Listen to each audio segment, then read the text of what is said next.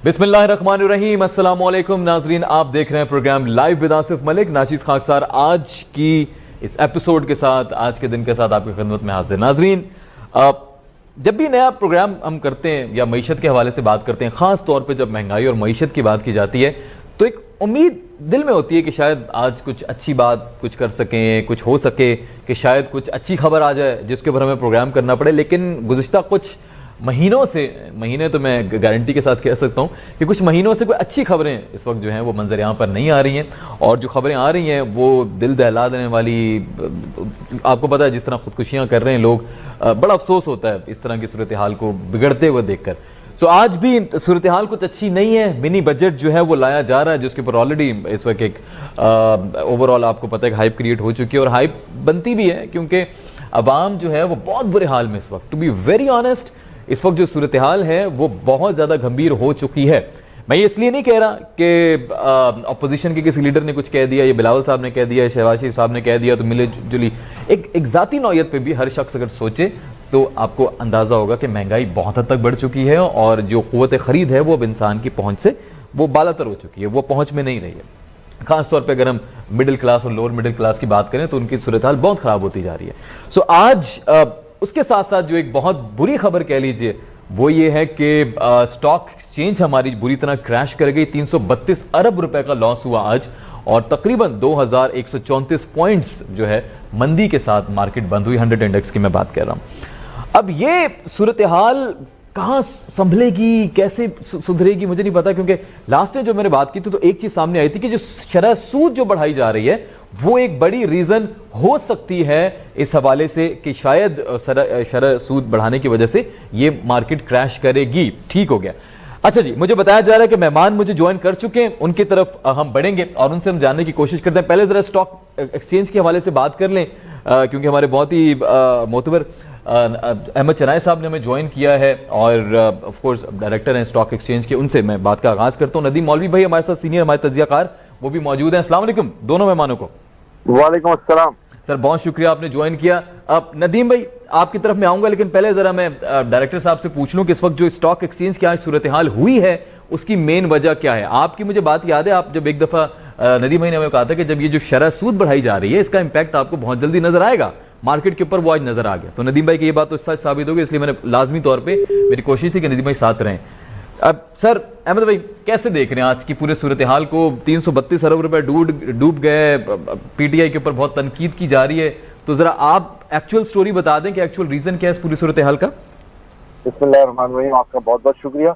देखिए, बात यह है कि कल टी बिल जो ट्रेजरी बिल कहलाते हैं वो 2% से ज्यादा डिस्काउंट रेट पे गए थे, यानी 11+ से जो है वो उसका सौदा हुआ था, और वही इंडिकेशन जो था कि आज फिर मार्केट इसमें क्रैश कर जाएगी। अच्छा। इसकी बेसिक रीजन ये है कि जब 2.25% के करीब शरह सूद बढ़ गया और वो ट्रेजरी बिल की सूरत में बढ़ा, तो फिर अब ये writing is on the wall है कि जो हमारा इस वक्त बेसिक इंटरेस्ट रेट है जो 0.9% है वो तेजी से जो है वो डबल डिजिट में चला जाएगा, और 2-2.5% का अगले जो 14 दिसंबर को मॉनेटरी पॉलिसी आनी है इसमें लोग एक्सपेक्ट कर रहे हैं। ठीक है। जब डबल डिजिट पे जाता है तो लोगों के लिए बैंकिंग इन्वेस्टमेंट जो है वो ज्यादा लिक्विडिटी हो जाता है और वो स्टॉक मार्केट को छोड़ के बैंकिंग इन्वेस्टमेंट की तरफ जाते हैं। आज जो मार्केट गिरी है उसमें लोगों ने अपने को लिक्विडेट करने की कोशिश की है, कैश आउट करने की कोशिश की है। आप देख रहे होंगे कि आज टर्नओवर भी कम था, और उसकी सबसे बड़ी वजह यह है कि लोग वेट एंड सी कर रहे थे, और वेट एंड सी में मार्केट गिरती गई, कम रेट पे जो है वो सौदे होते गए, और फिर आखिर बहुत सारी स्क्रिप्ट में लॉक भी लग गया। 2135 पॉइंट माइनस पे बंद हुई है, जो मैक्सिमम गई थी 2400 पॉइंट के करीब माइनस में। मैं समझता हूँ कि अगर हुकूमत की यही पॉलिसी रही जिसमें हुकूमत ये चाहेगी कि हम अपनी मनमानी करते हुए जब मर्जी आए डिस्काउंट रेट कम कर दिया, बढ़ा दिया, बगैर कोई सेट पॉलिसी के, और ये उधर पेश करके कि जी हमें इन्फ्लेशन को कंट्रोल करना है, तो इन्फ्लेशन कहाँ से कंट्रोल होगा? तो सर ये आप लोगों को, आप स्टेक होल्डर्स हैं ऑफ कोर्स, खासतौर पे स्टॉक एक्सचेंज की मैं बात करूं, आपको भी किसी प्लेटफॉर्म पे साथ नहीं बिठाया जाता, कोई डिस्कशन नहीं होती आपके साथ? देखिए, हमने तो जो स्टेट बैंक की इस वक्त मिसाल है वो ये है कि उनकी उसको ऑटोनोमस स्टेटस दे दिया गया है। बिल्कुल ऐसा ही है, और उसको पार्लियामेंट ने पास कर लिया है। कहीं उसके समरात तो नहीं मिल रहे? देखिए उसी के सम्राट अच्छा, नहीं उसी है। के सम्राट। अच्छा, ऑटोनोमस स्टेटस देने का मतलब ये नहीं कि पाकिस्तान की सलामती, पाकिस्तान की मईशत, पाकिस्तान की जो फलाह बहबूद है उसको तबाह करके हम ये ऑटोनोमस स्टेटस दे दें। तो आज तक यही रहा है कि जहां उनके प्रीवियस बयानात आए हैं स्टेट बैंक के गवर्नर के, जिसमें उन्होंने बड़े बबांग दहल ये कहा है कि जी अगर डॉलर डिवैल्यू होता है तो उससे ओवरसीज पाकिस्तानियों को फायदा होता है। तो क्या ओवरसीज पाकिस्तानी ही पाकिस्तान की कुल मईशत है? क्या ओवरसीज पाकिस्तानी ही कुल पाकिस्तान की पॉपुलेशन है? एक ओवरसीज और कुछ लोग जो यहाँ बैठकर बाहर काम करते हैं, फ्रीलांस इनकम आती है, उन लोगों को हम समंदर में ढकेल दें, उनका कोई हक नहीं है इस मुल्क के ऊपर। हक उन्हीं का है जो हमें पैसे भेजते हैं। तो मैं समझता हूँ कि देखिए ये बड़े सवालिया निशान है। मैं ओवरसीज पाकिस्तानी इसकी बड़ी कदर करता हूँ, लेकिन उनके नाम पर आपकी नाकस पॉलिसियां जो है वो इस मुल्क को तबाह बर्बाद कर रही हैं। अब स्टॉक एक्सचेंज के हवाले से क्या सूरत हाल आपको नजर आ रही है कि कैसे बेहतर हो सकती है? देखिए आप जब तक इस मुल्क को स्टेबिलिटी देने की बात नहीं करेंगे, अपनी लॉन्ग टर्म पॉलिसीज नहीं बनाएंगे, ठीक है, हर 15 दिन में आपकी पॉलिसी चेंज होगी, हर रोज आपका डिवैल्यूएशन होगा। सर, मिनिस्टर बदल जाते हैं, हमारे खजाना मिनिस्टर, वो आपको पता है, ये बहुत बड़ी तनकीद है। हमारे पास स्टेबिलिटी नहीं है। जब तक स्टेबिलिटी नहीं आएगी हम कमोबेश इसी सूरत हाल का सामना करते हैं। चले, नदीम भाई हमारे साथ है। नदीम भाई अस्सलाम वालेकुम। नदीम भाई आप मुझे सुन सकते हैं? आवाज आ रही है आपकी? जी जी नदीम भाई, बहुत शुक्रिया आपने ज्वाइन किया। नदीम भाई आप सुन रहे थे अभी अहमद भाई जो फरमा रहे थे, पूरी उन्होंने सूरत हाल और कुछ गुस्सा उन्होंने गवर्नमेंट पे निकाल दिया है, कुछ स्टेट बैंक पे निकाल दिया है। आपने ये ऑलरेडी जब शरह सूद बढ़ाई जा रही थी तो मुझे अच्छी तरह याद है 2 हफ्ते कबल आपने बताया था कि भाई ये इसके सम्राट मिलेंगे हमें, ये गलत है, और मुझे अच्छी तरह याद है कि आप बड़े अगेंस्ट थे इसके, और वही हुआ। अभी 2 हफ्ते गुजरे और बुरी तरह मार्केट क्रैश कर गई है। तो क्या आपको इसका रीजन, एक तो वही नजर, यकीनी तौर पे रीजन है, बल्कि वो नजर क्या आ रहा होगा, एक तो वही रीजन हो गया शरह सूद बढ़ाई, इसके अलावा अब आपको क्या लग रहा है सूरत हाल किस तरफ जा रही है? देखें ये मैं 3 साल से कह रहा हूं। नदीम भाई की आवाज बिल्कुल नहीं आ रही है। नदीम भाई आपको दोबारा कनेक्ट करते हैं, बिल्कुल इस तरह बिल्कुल सुन नहीं पाऊंगा, प्लीज दोबारा कनेक्ट कीजिएगा नदीम भाई को। अहमद भाई जब तक आप थोड़ा सोल्यूशन पे बात करें कि इसका और मजीद बेहतर क्या सोल्यूशन हो सकता है, बिकॉज अपोजिशन की तरफ से बड़ा क्वेश्चन मार्क लग रहे हैं। शहबाज शरीफ साहब ने बड़ा आज क्रिटिसाइज किया है, स्टॉक एक्सचेंज के हवाले से बात कर रहे थे, वो तो कह रहे मैं तो पहले ही कह रहा था। बिलावल भुट्टो साहब ने इस पर बड़ी तनकीद की हुकूमत को कल।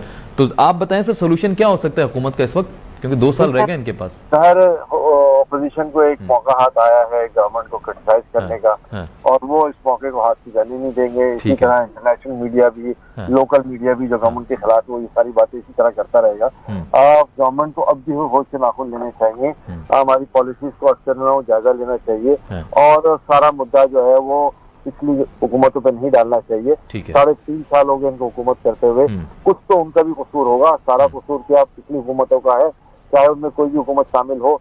और आप जो तादाद कर्जों की है जो इस दौर में लिए गए हैं उनको भी देखें। मैं हुकूमत को क्रिटिसाइज नहीं कर रहा, हम एक बड़ी अच्छी माशी सूरत हाल की तरफ जा रहे थे, और वो माशी सूरत हाल जो है वो अल्लाह ताला ने हमें दे दी थी कि कोविड के बाद पाकिस्तान पहला मुल्क था जो इस दौरान से बाहर आया था। लेकिन हमने तो कैपिटलाइज नहीं किया, और हमने जो है वो उस तरफ चले गए कि जहां हमारी आखिरी तबाही बर्बादी है। ठीक हो गया। चले सर, नदीम भाई ने ज्वाइन कर लिया, उनका भी जरा मैं पॉइंट ऑफ व्यू लूं। जी नदीम भाई प्लीज कंटिन्यू कीजिएगा। देखिए मैं 3 साल से यही कह रहा हूं कि ना मईशत चल पाएगी ना स्टॉक मार्केट, क्योंकि इकोनॉमिक प्लानिंग, इकोनॉमिक डेवलपमेंट जो होती है वो इकोनॉमिक मॉडल तो पहले बनाया जाए। ठीक है, आपको याद होगा मैंने ये कहा था कि शरई सूद जो है वो 12 क्या 14% तक ये ले जाएंगे, और हो सकता है इससे भी कहीं ज्यादा। उससे ये होगा कि सिर्फ और सिर्फ आप देखेंगे सिवाय तबाही के और कुछ नहीं होगा। उसकी वजह ये है कि कॉस्ट ऑफ जो प्रोडक्शन है, आप इंडस्ट्री की अगर बात करें, बहुत ज्यादा हाई हो गई है, कॉस्ट जो है बहुत ज्यादा हाई हो जाएगी। देखिए जितने भी जो इंडस्ट्रीज है वो जाहिर है बैंकों से लोन लेके चल रहे होते हैं, तो ये कॉस्ट ऑफ फाइनेंस जब बढ़ेगा तो ऑब्वियसली वो प्रोडक्ट में ऐड होता है। ट्रू। तो महंगाई भी बढ़ेगी, और फिर जैसे कि अहमद चिनॉय साहब ने बिल्कुल सही कहा कि एक शख्स जो है वो करोड़ों रुपए लगा के रिस्क क्यों लेगा जब उसको घर बैठे बैठे जो है 12% 14% मिलेगा, ना वो स्टॉक मार्केट में पैसे लगाएगा, ना ही इंडस्ट्री में, ना कारोबार में। कारोबार वगैरह सब बंद होना शुरू हो जाएंगे। और देखिए ज्यादातर जो कारोबार लोग करते हैं वो ये कहते हैं कि जी मार्जिन होना चाहिए। जब बिजली 35% बढ़ जाएगी स्टॉक मार्केट में, आप देख रहे हो इम्पैक्ट आता है। मैं अक्सर कहता हूँ मईशत की अक्कासी जो है वो स्टॉक मार्केट करती है। It's a reflection of economy. तो अब आप देखें कि दुनिया के अंदर जो है इंटरेस्ट रेट्स को कम किया जा रहा है। आपको याद होगा जब ये उस वक्त जब इन्होंने कहा था कि जी जो पावर्स जो है स्टेट बैंक को दे रहे हैं, तो मैंने एक पोस्ट भी लिखी थी फेसबुक पे जो अभी तक मौजूद है। अच्छा, क्या उसमें मैंने कहा था कि मुल्क को तबाह करना हो तो उसको दो शख्स बड़े आसानी से तबाह कर सकते हैं, एक फाइनेंस मिनिस्टर और दूसरा जो है स्टेट बैंक का गवर्नर। अच्छा, अगर इन दो शख्स के गलत फैसले होंगे तो तमाम मुल्क के अंदर तबाही फेर देंगे ये। क्योंकि अब न्यूक्लियर बॉम्ब का जमाना खत्म है, क्योंकि हर आदमी डरता है, न्यूक्लियर वॉर नहीं कर सकते हैं। ठीक है, वो जापान और अमेरिका ने एक दफा किया था और उसके सर्कमस्टांसेस सारी दुनिया ने देखी थी। और अब हर एक, और specially being a nuclear state, no one can dare to do a war. But हमारे यहाँ जिसे कहते हैं ना कि friends like you who needs enemy, ये मैं फ्रेंड कहूंगा हमारे स्टेट बैंक के गवर्नर को, ठीक है, और फाइनेंस मिनिस्टर साहब को। अच्छा, अब आप देखें कि ये लाइन बाय लाइन चीजें कितनी बदतर होती गई हैं इन 3 सालों में। ठीक है, सबसे पहले मेरा इनको प्रपोजल था जी कि आप इकोनॉमिक प्लान लाएं और मीडिया को, आवाम को बताएं कि जनाब ये हमारा प्लान है 5 साल का, इसके तहत आप सब्र करें, हो सकता है 5 साल बाद जो है आपको चीजें बेहतर नजर आएगी। ठीक है, मगर इकोनॉमिक प्लान हो तो दिखाएं ना जी। कोई इकोनॉमिक मॉडल हो तो दिखाएं। हफीज शेख साहब जो कि पीपल्स पार्टी वो बदलता रहता है ना, अभी यही तो बात कर रहे थे अहमद भाई भी, कि बदलती रहती हैं पॉलिसीज, कोई कांस्टेंट वो एक सिलसिला नजर नहीं आ रहा ना। That's the point. कांस्टेंट कुछ होगा तो फिर शायद वो हर इदारा अपने हिसाब से प्लान कर सके। आपका पॉइंट वैलिड है बिल्कुल। देखिए, मैंने आपसे एक और बात कही थी कि ये जो गाड़ियां जो हम जो कहते हैं जी इलेक्ट्रिक कार्स फ्री कर दे, कस्टम ड्यूटी कुछ नहीं, इंपोर्ट करें।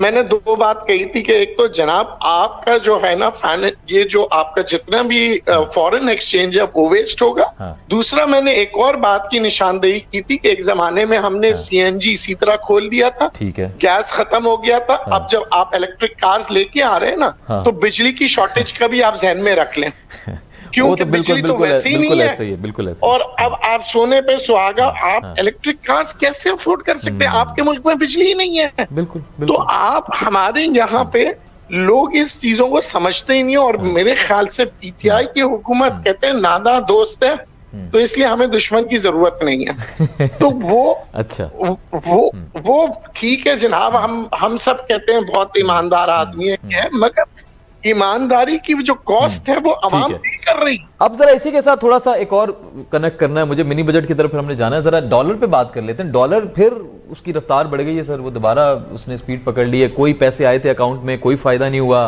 कोई कुछ चंद पैसे कुछ 1-2 रुपए कम हुए थे वो दोबारा से बढ़ गए, बल्कि उससे भी क्रॉस कर गई फिगर। तो क्या सर इसका रीजन हो सकता है अब इस सूरत हाल में, जब हमें ऑलरेडी IMF का कर्जा भी मिलने ही वाला है, तो अब इसकी क्या वजह हो सकती है? देखिए चले मैं एक मिनट नदीम मैं एक और पैनल में ज्वाइन कर लूं, शामिल करवा दूं जी। बिलाल गफ्फार साहब ने मैं ज्वाइन किया है, सीनियर रहनुमा पाकिस्तान तहरीक इंसाफ के। बिलाल भाई अस्सलाम वालेकुम। जी अस्सलाम वालेकुम। बिलाल भाई बहुत शुक्रिया आपने ज्वाइन किया। अभी मैं आपसे पहले सवाल कर लेता हूं, फिर मैं नदीम भाई की तरफ बढ़ता हूं। बिलाल भाई आपको पता है आज जो मार्केट क्रैश हुई है स्टॉक एक्सचेंज में, अभी अहमद चनाई साहब हमारे साथ हैं, डायरेक्टर हैं पाकिस्तान स्टॉक एक्सचेंज के, और नदीम भाई हैं सीनियर तज्जियाकार हैं। दोनों इस बात पे एग्रीड हैं कि कुछ पॉलिसीज, या स्टेट बैंक खासतौर पे जब से उसको एक आपने खुद मुख्तार इदारे का एक लेवल दिया है, उनकी कुछ पॉलिसीज, शरह सूद का बढ़ाया जाना, वो इसका रीजन है। दूसरा ये कि आपकी कोई पॉलिसी कांस्टेंट नहीं है, हर 15 दिन बाद, 20 दिन बाद, 1 महीने बाद कोई ना कोई चेंजेस आती रहती हैं पॉलिसीज में, जिसकी वजह से कोई इदारा परफॉर्म नहीं कर पा रहा। तो सर इस क्लेम को कैसे देखते हैं? जी बिस्मिल्लाह, शुक्रिया आपने मौका दिया। जी सर। लेकिन स्टॉक मार्केट में काफी बात होती है कि जो स्टॉक मार्केट घटी भी है, बढ़ी भी है। और जो आज स्टॉक मार्केट जो घटी है उसकी 2-3 वजूहात थी। अच्छा, सबसे पहले तो जो CPI का नंबर आया, लोग 10.25-10.5% एक्सपेक्ट कर रहे थे और वो 11.5% आपका CPI आया, because of higher energy cost और हायर फूड कॉस्ट, और जो आपकी कमोडिटीज की जो इम्पोर्ट बिल है वो आपका बढ़ा, ठीक है, तो जिसकी वजह से आपका सीपीआई भी बढ़ा। ठीक है। दूसरा जो आपका जहां हाईएस्ट एवर एक्सपोर्ट हुए $3 बिलियन के करीब, पाकिस्तान ने एक्सपोर्ट का टारगेट अचीव किया। ये तो अच्छी है। लेकिन साथ साथ आपने नवंबर में जो आपका इम्पोर्ट बिल आया वो तकरीबन $8 बिलियन था। ये भी है कहना काफी एक बड़ा नंबर है। लेकिन मैं आज उन नंबर्स में देख रहा था तो तकरीबन $600 मिलियन इस महीने हमने वैक्सीनेशन हमारी आई हैं। ठीक है। $1.2 बिलियन का हमारा कैपिटल गुड्स और मशीनरी आई है। और ये एक पॉजिटिव साइन है कि आपका कैपिटल गुड्स और मशीनरी इम्पोर्ट हो रही है। जाहिर है वो जब मशीनरी आ जाएगी, कैपिटल गुड्स आपके इंस्टॉल हो जाएंगे तो आपकी लार्ज स्केल मैन्युफैक्चरिंग में वो हेल्प होगी। लेकिन जो सबसे बड़ा नंबर आया है वो आपका तकरीबन $2.5 बिलियन का एनर्जी का इम्पोर्ट आया है। और आपको पता है कि जो पिछले महीने जो एनर्जी के प्राइसेस थे, ऑयल तकरीबन $75-80 के बीच में था। इसी तरीके से नेचुरल गैस के इंटरनेशनल कमोडिटीज का जो साइकिल है वो उरूज पर है, और आपका जो LNG है वो भी महंगा है। तो $2.5 बिलियन का ये आपका एक हिस्सा। तो ऑब्वियसली ये सीपीआई का नंबर मैंने आपको बताया $8 बिलियन का इम्पोर्ट बिल का है। और तीसरी जो चीज थी कि जो स्टेट बैंक ने जो कल आपका कट ऑफ यील्ड जो है वो बढ़ा दिया, अनएक्सपेक्टेड मार्केट एक्सपेक्टेशन से ज्यादा कट ऑफ यील्ड बढ़ा है। अब ये जो कट ऑफ यील्ड बढ़ी है ये जाहिर है तो सेकेंडरी मार्केट्स में डिमांड सप्लाई लिक्विडिटी की पोजीशन स्टेट बैंक तो इसका नहीं लेता इसका डिसीजन। इसका जो फाइनेंस मिनिस्ट्री के अंदर जो डेट डिपार्टमेंट होता है, जिसको डीसी डेट जो डिपार्टमेंट होता है वो देखते हैं इसको। तो जाहिर है कोई मैच्योरिटीज भी थी, नए पैसे भी उठाने थे, मार्केट से शॉर्टेज थी, तो कल कट ऑफ यील्ड बढ़कर आए आपके 6 महीने के बिल पे और 1 साल पे। तो इन्वेस्टर्स का ये ख्याल है कि आगे जाके मजीद इंटरेस्ट रेट्स बढ़ेंगे। मैं ये समझता हूँ कि 14 दिसंबर जो मैं समझता हूँ कि 14 दिसंबर को जो मॉनेटरी पॉलिसी है उसमें आपका जब तक आप ये देखना होगा कि ऑयल प्राइसेस मजीद कितनी कम होती है, इंटरनेशनल कमोडिटीज की प्राइसेस कितनी कम होती है। और मैं समझता हूँ कि स्टेट बैंक को अभी मजीद इंटरेस्ट रेट्स नहीं बढ़ाने चाहिए। अभी आपको वेट एंड सी का अप्रोच करना चाहिए। मेरे ख्याल में दिसंबर जनवरी का महीना देखना चाहिए। जब ये विंटर सीजन खत्म हो जाएगा तो आपकी एनर्जी की जो कॉस्ट है वो भी कम होगी। और ये एक साइकिल होता है कमोडिटीज का साइकिल। मैं समझता हूँ कि 2 से 3 महीने के बाद इंटरनेशनली आपका जब कमोडिटीज की प्राइसेस में डिक्लाइन आएगा तो आपका करंट अकाउंट डेफिसिट का नंबर भी नीचे आएगा और साथ साथ आपका इन्फ्लेशन भी नीचे आएगा। ठीक है, उसके लिए वेट करना पड़ेगा। जी अहमद चनाई साहब, पहले आपसे पूछ लेता हूं, अब पीटीआई का आपने वो देख लिया मौकफ, स्टेट बैंक का तो खैर उन्होंने टारगेट किया लेकिन उन्होंने रीजंस भी इसके बता दिए। आपको कितने रीजंस वैलिड लग रहे हैं और आपको लग रहा है कि कहां पे कुछ एग्जैजरेट कर दिया?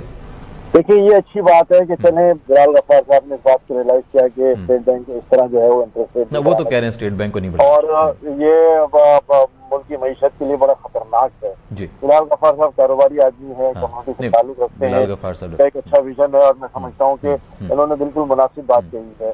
रहा सवाल की ये 3-4 उज़र पेश किए हैं, बिल्कुल ये भी उज़र है। और एक सबसे बड़ा उज़र जो गवर्नर स्टेट बैंक देते हैं कि हम इन्फ्लेशन को कंट्रोल करने के लिए यानी महंगाई को कंट्रोल करने के लिए इंटरेस्ट रेट बढ़ाते हैं। मेरा सवाल सिर्फ एक ही है कि अगर हम इंटरनेशनल दुनिया में देखें तो जब ये भी साथ में उधर देते हैं कि दुनिया भर में महंगाई हो गई है, तो क्या दुनिया भर में जब महंगाई हो गई है अमेरिका में, यूरोप में, यूके में, सब जगह पे, तो क्या वहाँ बैंक इंटरेस्ट रेट बढ़ता है? वहाँ बैंक इंटरेस्ट रेट तो घटता है, हम वहाँ नेगेटिव उस पर जाते हैं। हमें कोई ऐसी बात करनी चाहिए कि जिससे हम जाहिर है हमें पैसों की जरूरत थी और पैसे की ट्रेड वो कमोडिटीज की बात करें ना, वो उनकी जो एक दुनिया में कीमत बढ़ गई, कॉस्टली पड़ रही है हमेशा, वो भी एक कंसीडर कर वो सारी दुनिया का फिनोमेना है। लेकिन इसके बावजूद भी सारी दुनिया में इंटरेस्ट रेट नहीं बढ़ता, सारी दुनिया में डिवैल्यूएशन नहीं होता। हमारी बेसिस कमजोर है, हमारी हम बहुत शॉर्ट टर्म विजन के साथ देखते हैं। जब हम इतनी सारी इंडस्ट्रियलाइजेशन कर रहे हैं और ये बता रहे हैं कि जी हमारा एक मेजर पोर्शन जो है वो इंडस्ट्री की इंपोर्ट में खर्च हो रहा है, मशीनरी की इंपोर्ट में खर्च हो रहा है, तो फिर हम ये समझते हैं कि ये अगर मशीनरी लग गई और वर्किंग कैपिटल इतने रेट पे मिला तो क्या फिर ये इंडस्ट्री वायबल होगी? हमें इससे भी बहुत गौर करना है कि हमारी वायबिलिटी जो है वो कहाँ कॉम्प्रोमाइज हो रही है। तो हमारी वायबिलिटी अगर कॉम्प्रोमाइज हो जाएगी तो ये सारी मशीनरीज हमारे लिए बेकार हो जाएंगी। और इंडस्ट्री का पहिया रुक जाएगा। इंडस्ट्री 12-13-14% से सस्टेन ही नहीं कर सकती।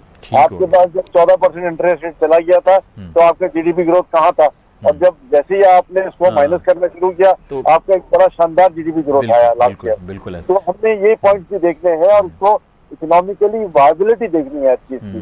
मैं अप्रिशिएट करता हूँ कि कम से कम वो इस बात को तो रियलाइज कर रहे हैं कि स्टेट बैंक के रॉन्ग स्टेप्स हैं, जिसकी वजह से ये एक पैनिक फैल गया है। और ये तो एक्सेप्ट कर रहे हैं, चलिए अच्छी बात है। जब बगैर किसी हुज्जत के आपको बैंक से 11-12% मिलेंगे तो फिर आपको स्टॉक मार्केट में एंट्री की जरूरत नहीं है। दूसरी बात, सबसे बड़ी बात यह है कि पाकिस्तान की स्टॉक मार्केट एक बहुत सेंसिटिव मार्केट है। छोटा सा भी वाकया जो है ना उसको बड़ा रिएक्शन दे देता है। अगर ईमानदारी से देखें तो मेरा एक सवाल बनता है कि क्या 2% इंटरेस्ट रेट बढ़ने की वजह से क्या रातों रात कंपनियां दिवालिया हो गई? क्या आप जो है वो 7-7.5% जो है वो लॉक रख ले, लोअर लॉक लग रहे हैं, तो एक दिन से तो कोई फर्क नहीं पड़ता। या इस 2% जो आज हुआ है उसे एक दिन में इंडस्ट्री खत्म हो, ट्रस्ट कम हो गया लोगों का बिजनेस कम्युनिटी। मैं आपको बताऊं ऐसा नहीं होता। देखिए स्टॉक मार्केट सेंसिटिव मार्केट है, फिर मैं कह रहा हूँ थोड़ा भी वाकया जो है वो मार्केट को नीचे ले जाता है और लोग हमारे बहुत शॉर्ट टर्म विजन में जो है वो स्टॉक मार्केट में इन्वेस्टमेंट करते हैं। स्टॉक मार्केट में सिर्फ कामयाब वही लोग लॉन्ग टर्म विजन के साथ आते हैं जो ट्रेडिशनली 7 से 8% डिविडेंड यील्ड ऑन एवरेज लेते हैं और 17 से 18% जो है वो कैपिटल यील्ड मिलती है। तो हमें अपनी प्रचार या स्टॉक मार्केट की मार्केटिंग इस अंदाज में करनी चाहिए कि ये दुनिया की वाइड मार्केट है जो 25-26% आपको यील्ड देती है।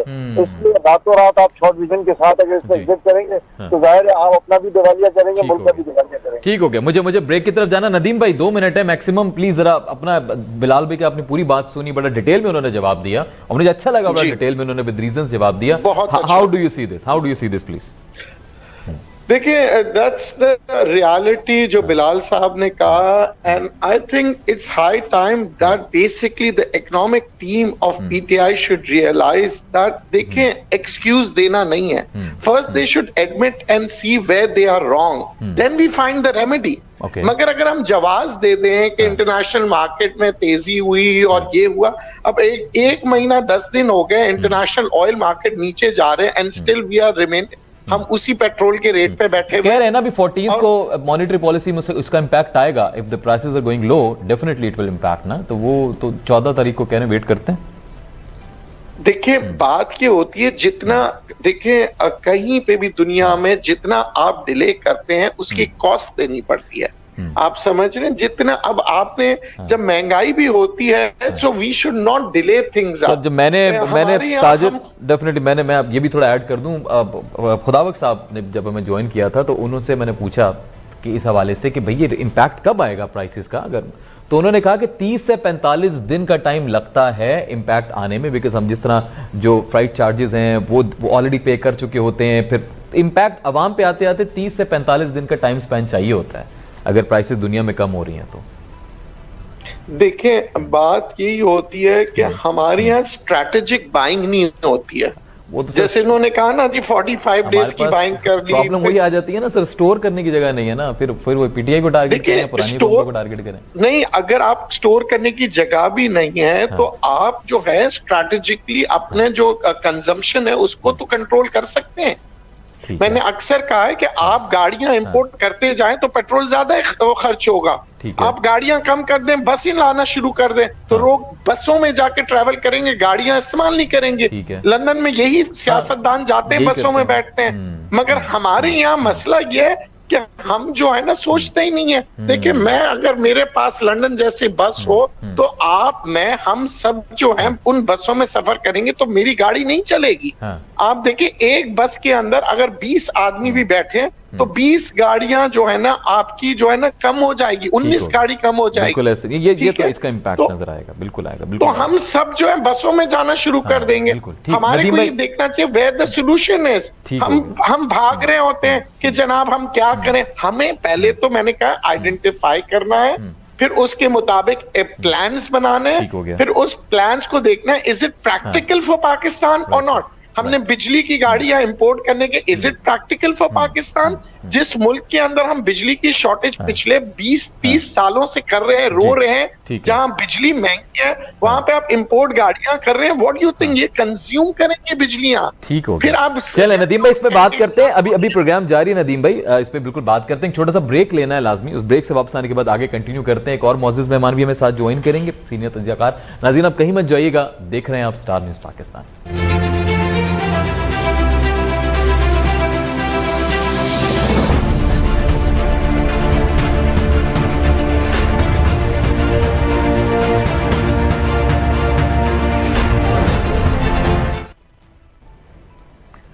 जी नाज़रीन वेलकम बैक, लौट कर वापस आ चुके हैं। आप देख रहे हैं लाइव विद आसिफ मलिक और बात हो रही है मुल्क में कोई अजीब सूरत हाल हो गई है जिसके ऊपर बार बार बात करने के बावजूद कोई सॉल्यूशन होता नजर नहीं आ रहा। सो लेट्स सी, मेरे मौजूद मेहमान, यकीनी तौर पे मैं तो बहुत एक कम फहम सा इंसान हूँ, मौजूद मेहमान इस बारे में बात कर रहे हैं और उनसे मजीद जानने की कोशिश कर रहे हैं कि सूरत हाल के आने वाले वक्तों में बेहतर हो सकती है या फिर इसी तरह वो कहते हैं ना कि जी बस या तो घबरा लें या फिर घबराना छोड़ दें, लेकिन सूरत हाल कुछ ऐसी रहेगी। तो लेट्स सी, अभी बात हो रही है। बिलाल गफ्फार साहब हमारे साथ मौजूद हैं, सीनियर रहनुमा है पाकिस्तान तहरीक-ए-इंसाफ के, और ऑफ कोर्स बिजनेस शख्सियत भी हैं, तो बड़े बेहतरीन तरीके से वो समझा रहे थे। अच्छा, मुझे बताया जा रहा है हमारे जो आने वाले मेहमान थे वो भी हमें ज्वाइन कर चुके हैं। खुर्रम शहजाद भाई को ऑफ कोर्स प्रोग्राम में वेलकम करूंगा। खुर्रम भाई अस्सलाम वालेकुम। जी वालेकुम अस्सलाम भाई बहुत शुक्रिया। ब्रेक से पहले मैं आपका इंट्रो कर रहा था कि खुर्रम भाई भी ज्वाइन करेंगे। अच्छा खुर्रम भाई, मैं आपकी तरफ वापस आऊंगा, लेकिन पहले मैं जरा बिलाल गफ्फार भाई की पूरी बात सुन लूं मिनी बजट के हवाले से। अब मिनी बजट जो है वो इस वक्त टॉक ऑफ द टाउन है। अवाम को कोई फर्क नहीं पड़ता कि बाकी दुनिया में क्या चल रहा है, कोरोना आ गया, what ever the thing is, but the main issue is कि उनके घरों में क्या जो चीजें आ रही हैं, जो राशन आने वाला है उसमें 1000-2000 का इजाफा तो नहीं हो जाएगा? उनकी जो कॉस्ट ऑफ लिविंग है उस पर इंपैक्ट तो नहीं पड़ जाएगा मिनी बजट से? कुछ चीजें हमारे सामने क्लियर हो चुकी हैं, हो सकता है कुछ हिडन बॉम्ब्स हों जो वो मेरे ख्याल में तभी पता चलेंगे जब वो आएगा। एफबीआर की तरफ से कहा गया है कि जी कि उनकी तैयारी है, अब देखें वो कब जो है वो बजट आ जाता है। बिलाल भाई थोड़ा सा मिनी बजट पे बात कर लेते हैं। तो मिनी बजट क्यों जरूरी हो गया सर, और इसके अंदर कोई बड़ा बॉम्ब तो नहीं है जिसकी वजह से आवाम परेशान हो सकती है? देखें, मेरे ख्याल में जो अवाम है, जो पब्लिक है, वो उनको कंसर्न्स है मिनी बजट पे, लेकिन मेरा ख्याल है कि मिनी बजट को लेके ओवर प्ले हो गया है। अच्छा, देखिए, आप जब किसी से कर्जा लेते हैं तो वो आपसे पूछता है कि आप बताएं कि आप ये कर्जा वापस किस तरह करेंगे, आप अपने अखराजात क्या रखेंगे। वो आपको फिस्कल डिसिप्लिन में रखना चाहता है, ठीक है। अब इन्होंने IMF की एक कंडीशन थी कि आप अपने जो FBR के जो रेवेन्यूज हैं वो आप 300 अरब रुपए से बढ़ाएं। अच्छा। अब जो कल नंबर्स आए हैं उसमें आपने देखा होगा कि जो हमारे 5 महीने का जो FBR टैक्स कलेक्शन है वो ऑलरेडी जो हमारा टारगेट था उससे 300 बिलियन रुपीज हमने ज्यादा कलेक्ट कर लिए हैं। तो पिछले साल से हमारी जो FBR की टैक्स कलेक्शन ग्रोथ आई है वो तकरीबन 37% आई है, और नवंबर में highest ever tax collection for the month of November आया है जो हमने टैक्स कलेक्ट किया है। तो मैं ये समझता हूँ कि जो हमारा FBR का टैक्स कलेक्शन है, हम जो हमारा जो टारगेट था 5800 अरब रुपए का टैक्स कलेक्शन, वो हम एक्सीड कर देंगे। मेरे तो अब जिस तरीके से टैक्स कलेक्शन हो रही है, इसमें इनकम टैक्स कलेक्शन की भी कलेक्शन में ग्रोथ आई है तकरीबन 30-31%। तो हम 6100 अरब रुपए का टैक्स कलेक्ट करने में कामयाब हो जाएंगे जून 2022 तक। तो मैं समझता हूँ कि जो IMF की एक जो कंडीशन थी, मैं नहीं समझता कि मजीद कोई टफ कंडीशन है ना इम्प्लीमेंट करने की जरूरत पड़ेगी। ये बात बिल्कुल सही है कि जहाँ टैक्स एनोमलीज हैं, जहाँ टैक्स सब्सिडीज हैं, वो हमें खत्म करनी पड़ेंगी। और इसी के साथ साथ मैं आपको एक और बात भी बता दूं कि जो एनर्जी प्राइसेस की जो प्राइसेस एनोमलीज हैं, जो गैस प्राइसेस की एनोमलीज हैं, ये कब नहीं हो सकता, ये कोई भी हुकूमत हो और कोई भी मुल्क बर्दाश्त नहीं कर सकता कि आप महंगी गैस खरीद के आप सस्ती बेचें। तो आपको आगे जाके जो गैस सेक्टर का जो सर्कुलर डेट है और जो गैस सेक्टर का जो बहरान है, उसके लिए आपको गैस की प्राइसेस की जो एनोमलीज है वो भी खत्म करनी पड़ेगी। अच्छा। और मैं समझता हूँ कि जो IMF जो है वो फिस्कल डिसिप्लिन की बात करता है, वो उन्होंने अपने डेवलपमेंट एक्सपेंडिचर को कट करने की बात की है। मैं ये समझता हूँ कि डेवलपमेंट एक्सपेंडिचर जो है होता है वो medium term to long term में फायदेमंद होता है। जो नॉन डेवलपमेंट एक्सपेंडिचर है, जो गैर जरूरी अखराजात होते हैं, उनमें कटौती करनी चाहिए ताकि आपका फिस्कल डेफिसिट कम से कम रहे। असल में IMF का सारा रुझान ये है कि आपका प्राइमरी सरप्लस रहे, प्राइमरी बैलेंस आपका सरप्लस रहे, और जो फिस्कल डेफिसिट है जो इनिशियल टारगेट था उसके तहत रहे। ठीक, मैं ये समझता हूँ, मैं फिर कहूंगा, क्योंकि जो पोस्ट कोविड शॉक्स हैं, मैं जो पोस्ट कोविड सप्लाई शॉक्स हैं, डिमांड सप्लाई का गैप है, आपने जिस तरह अपने प्रोग्राम में दूसरे साथियों ने भी बताया कि आपके फ्रेट के रेट्स बढ़ गए हैं, आपके डिमांड सप्लाई का गैप है, जिसकी वजह से इंटरनेशनल कमोडिटी प्राइसेस जो है वो पीक पे हैं। ये अगले 2 से 3 महीने में जब ये नॉर्मलाइज हो जाएंगी तो आपका करंट अकाउंट डेफिसिट भी कंट्रोल में रहेगा, आपका फिस्कल डेफिसिट भी कंट्रोल में रहेगा, महंगाई भी नीचे आएगी। तो मैं ये नहीं कहता कि ना ये सब कुछ आइडियल सिचुएशन है, लेकिन मैं ये जरूर कहता हूँ कि अगले 2 से 3 महीने में चीजें बेहतर होंगी। आपका एक्सपोर्ट, मतलब आप ये कह रहे हैं कि अवाम विंटर्स में थोड़ा सा बस वक्त निकाल ले, उसके बाद चीजें बेहतर हो जाएंगी, उसके बाद सख्ती कम हो जाएगी। टफ टाइम्स है, और है ना ये टफ टाइम्स है, और ये कोविड से पहले भी है ना, ये टफ टाइम्स हमको आए थे। कोविड में हमारी आप पॉलिसीज देख लें कि पाकिस्तान उन चंद ममालिक में शामिल है जिन्होंने कोविड का सामना किया, और इकोनॉमी की जो हमारी जो रिकवरी हुई, जिसको जो इकोनॉमिक टर्म्स में कहते हैं वी शेप इकोनॉमिक रिकवरी, वो तो वही बात आ जाती है। नदीम भाई अक्सर एक बात करते हैं कि वो तो इंडिया, चाइना, हमारे आसपास के ममालिक जो बंद थे उनके ऑर्डर्स हमारे आईटी में, टेक्सटाइल इंडस्ट्री में आए, हमने वो गेन किया जो दूसरों का था, जो वो नहीं खा सके, हमने वो खाया। हमारे रेमिटेंस आना, जब हमारे रेमिटेंस $2 बिलियन से बढ़ना शुरू हुए, तो सबने यही लॉजिक की बात की, यही मंतिक की बात की कि ट्रैवलिंग बंद है, इसकी वजह से आपका है ना ये सारा बिजनेस यहाँ आ रहा है हमारे पास, लेकिन हम उसको रोक नहीं सकते। 8 महीने से ज्यादा आपका 2 बिलियन से ज्यादा आपका है ना रेमिटेंस है। एक्सपोर्ट आपका है ना जो अभी $2.9 बिलियन का है, जब $2.5 बिलियन का है, तो लोगों ने कहा ये वन टाइम इफेक्ट है, इंडिया बांग्लादेश बंद है, इसकी वजह से आपको ये ऑर्डर्स आ रहे हैं। लेकिन लार्ज स्केल मैन्युफैक्चरिंग एक आपका इंडिकेटर होता है, और वो पॉजिटिव ट्रेंड में चल रहा है, जिसका मतलब है कि आपकी जो प्रोडक्शन है, आपके जो इकोनॉमी का पहिया है, जो आपकी इंडस्ट्रियलाइजेशन है, वो पॉजिटिव में चल रही है। और मैं समझता हूँ कि डिस्पाइट ऑल दीज चैलेंजेस, आपका जीडीपी ग्रोथ इस साल 4.5 से 5% अचीव हम कर लें। वो तो बेहतर रहा, और कोरोना में बेहतर रहा। अब मैं खुरम भाई को वेलकम। खुरम भाई, आपने सुना बिलाल गफ्फार भाई ने मिनी बजट के हवाले से पूरा सिलसिला, इससे पहले हम स्टॉक एक्सचेंज के हवाले से बात कर रहे थे ब्रेक से पहले, तो वो तो खैर एक डिफरेंट मौजूद था, लेकिन जो इस वक्त जो इंपॉर्टेंट पहलू है सबसे ज्यादा, वो आवाम के लिए है मिनी बजट। वो किसी डरावने ख्वाब से उसको तशबीह दी जा सकती है इस वक्त, क्योंकि बजट का नाम सुनते ही ना हम टेंशन में आ जाते हैं। आप कैसे देखते हैं सर इस मिनी बजट को? पहले जरा अपना तज्जिया कीजिएगा इस हवाले से।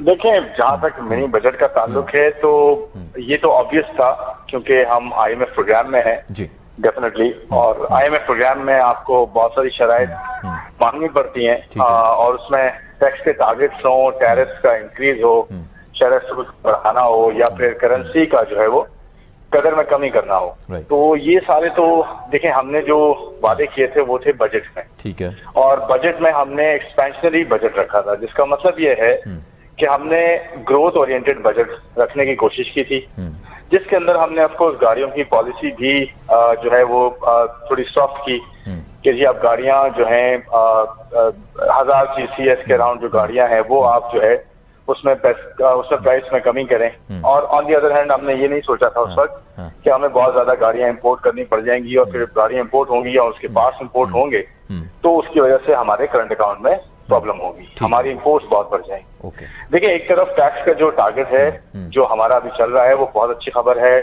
बहुत अच्छी डेवलपमेंट है कि हम टैक्स के टारगेट जो है अचीव ना सिर्फ अचीव कर रहे हैं, बल्कि सरप्लस किया, उससे काफी ऊपर जो है हम जा रहे हैं। लेकिन और उसके साथ फिर एक्सपोर्ट्स जो है हम बहुत अच्छी हमारी हुई है, लेकिन ये भी हमें देखना है कि हमारी इंपोर्ट्स ऑल टाइम हाई पे आई है। इस महीने की $8 बिलियन की इंपोर्ट हुई है। हमारे पास रिजर्व जो हैं वो तकरीबन एक साल कह लें आप, जो लाइबिलिटीज है हमारी वो हार्डली कवर करते हैं। हमारे पास 2.5 महीने का इंपोर्ट कवर मुश्किल से है। हमारे पास डॉलर रुपये की पैरिटी बहुत ज्यादा खराब हुई है, उसे हमें ठीक करना है, स्टेबल करना है, उससे हमारे कर्जे बड़े बढ़ जाते हैं।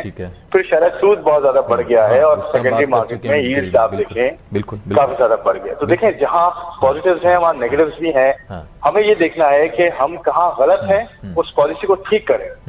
बिल्कुल अच्छी बात है कि जो पॉजिटिव्स हैं वो बिल्कुल 3 महीने में चीजें बेहतर होती नजर आ रही हैं आपको? बड़ा इंपॉर्टेंट सवाल है, अवाम इंतजार कर रही है, कोई वाकई बिलाल भाई जो कह रहे हैं देखिए, सबसे बड़ा जो इशू है ना वो महंगाई है, और महंगाई सिर्फ ग्लोबल फैक्टर्स नहीं है, ये हमें ये फैक्ट हैं कि सिर्फ ग्लोबल फैक्टर नहीं है, हमारे अपनी कोताहियां हैं ना हमारी, चलो सप्लाई साइड पे इश्यूज हैं, हमारी गवर्नेंस के इश्यूज हैं, हमारी फूड सप्लाई ठीक है। हम तो बिलियन एक जो अगर आप गंदम देखें तकरीबन $1 अरब की तो गंदम इम्पोर्ट किया हमने, बिल्कुल ऐसे, और शुगर इम्पोर्ट कर रहे हैं जिसमें हमें सेल्फ सफिशिएंट होना चाहिए था और हम थे बहुत अरसे से।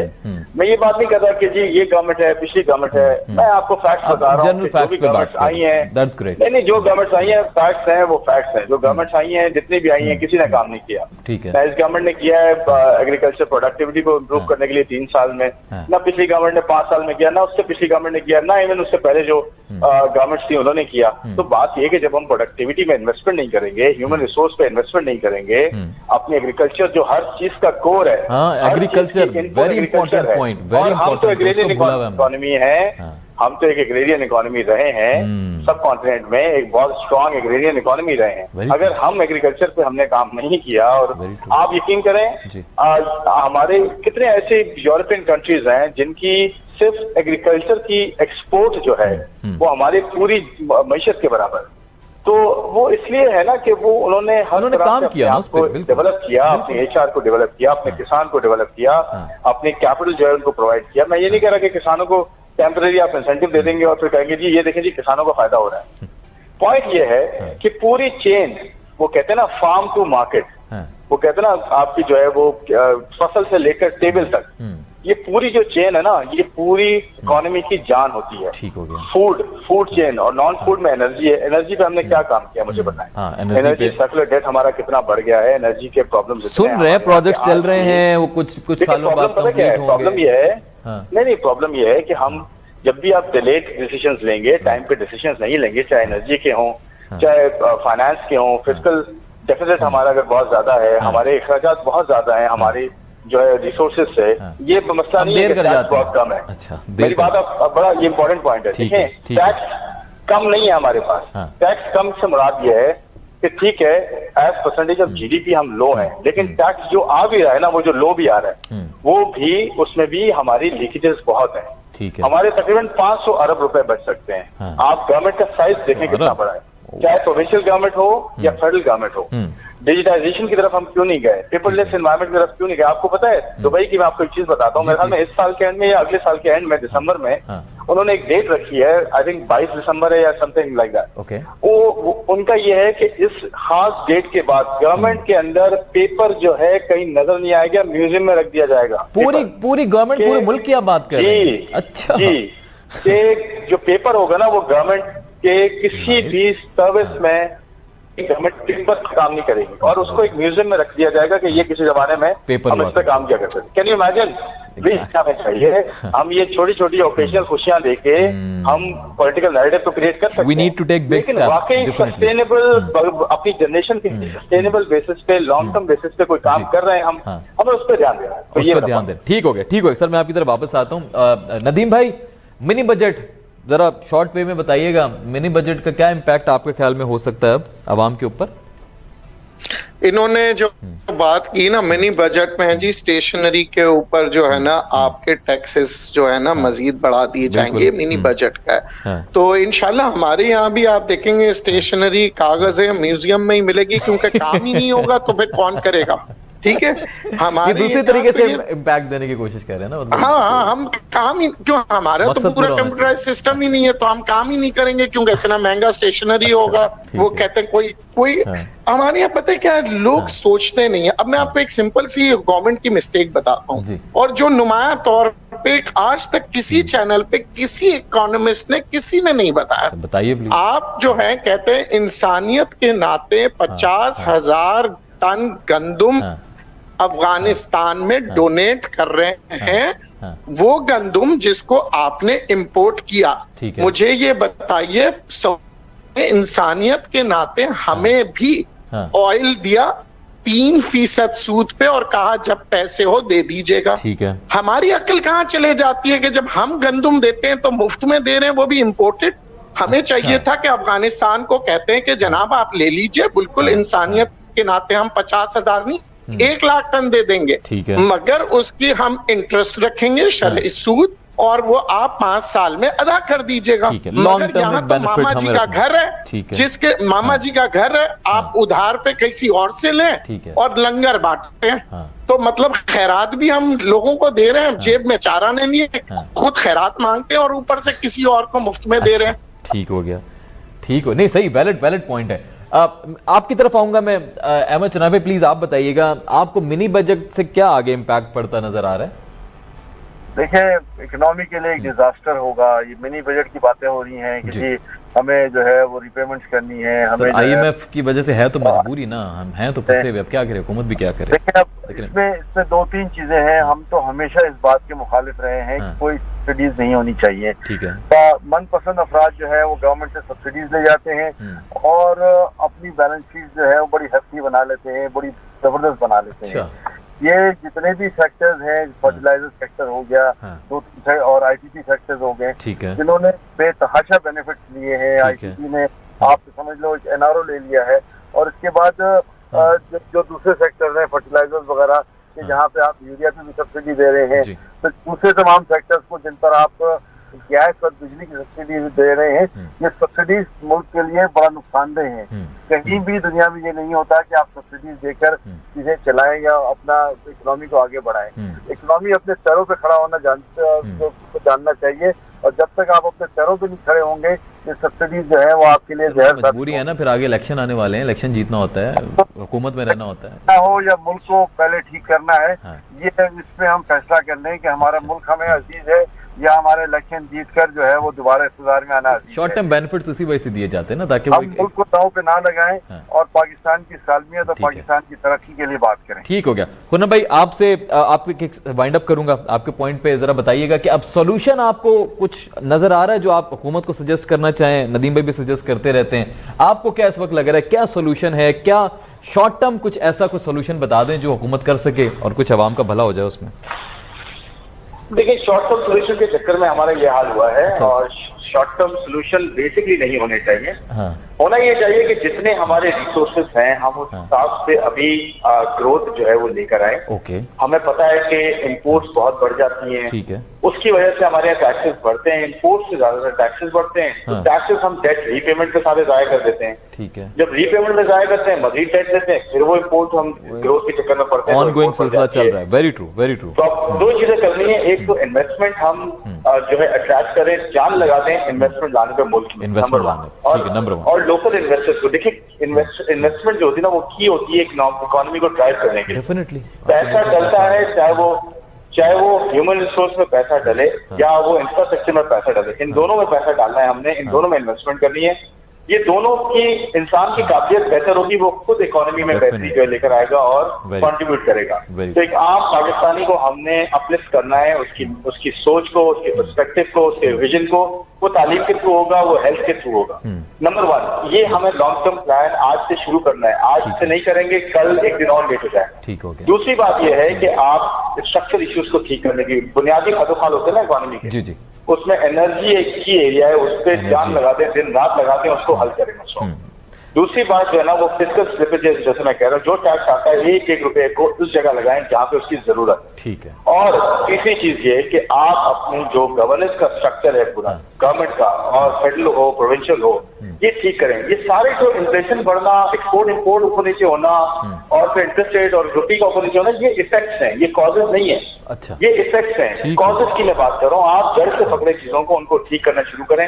आपको 5 साल नहीं लगेंगे, लेकिन आपके अगर ये आज आपने काम कर लिया तो हो सकता है पॉलिटिकल नैरेटिव इतना अच्छा ना हो, लेकिन मुल्क के लिए 50 साल बेटर। चलो, बहुत शुक्रिया आपका खुर्रम भाई, आपने वक्त दिया। नदीम भाई आपका बहुत शुक्रिया, अहमद भाई आपका बहुत शुक्रिया, बिलाल भाई आपका बहुत शुक्रिया। और बड़ी हेल्दी डिस्कशन हुई, मुझे बहुत अच्छा लगा आज के प्रोग्राम में, जिस तरह से नेक्स्ट लेवल पे जाके प्रॉपर फिगर्स को डिस्कस करके, पॉलिसीज को डिस्कस करके कुछ सॉल्यूशन पे बात की गई है। आई होप के 2-3 महीनों में, आने वाले महीनों में चीज़ें बेहतर हो जाएं। लेट्स सी, मेरे मौजूद मेहमान कह रहे हैं, सो ऐसा होगा इंशाल्लाह ताला। इसी उम्मीद पे प्रोग्राम खत्म करते हैं। इंशाल्लाह कल आपसे होगी मुलाकात रात 10 बजे। तब तक के लिए अपना बहुत ख्याल रखिए। आसिफ अली को इजाजत दीजिए। फी अमानिल्लाह। पाकिस्तान जिंदाबाद।